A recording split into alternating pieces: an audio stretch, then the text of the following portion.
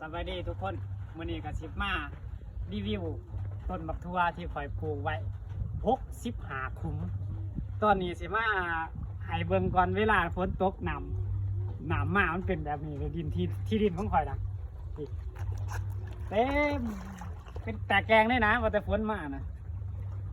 นี่แต่ข่อยขุดห้องลงมาแต่ฝุ่นเป็นจำดินเลย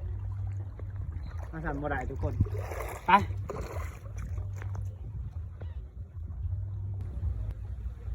มาทุกคนมาหอดต้นบักทั่วฮะจ้ะนี่มาเก็บหมากมันเลยทุกคนนี่เห็นบ่ทั่ว ปลูกมานี่ประมาณสิเข้า4 เดือนแล้ว ต้นบักทั่วยังจำนี่อยู่คือกับเนาเบิดอ่ะมันบวมน้ำทุกคนบวมยังดอกมันบวมน้ำแล้วนั่นเราเก็บไปเลยบวมน้ำสิได้ทางถิ่มแล้วทุกคนเลยไผหูวิธีปลูกวิธีนั้นก็แนะนำให้ได้ด้วยจะปลูกบักทั่วแต่ว่าปลูกบ่ได้คน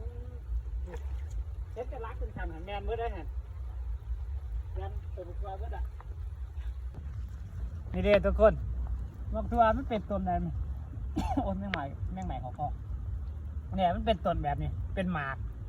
ชี้เลื่อนเนี่ยได้ทุกคน แต่ว่ามันสิเน่ามันเน่าเมื่อแหละมันเป็นกินแล้วมันเป็นหมากแล้ว65ตัวเป็นแบบนี้แหละเบิดตัวขึ้นคางก็ขึ้นคางพ่อเหี้ยวๆไปงานบอกอยู่คนไม่สิเนี่ยทุกคนถ้ามันขึ้นคางสูงขึ้นมาใบก็ยังเบิดจังสีเลยเน่าเบิดทุกคนเลยไม่ได้กินหมากหรอก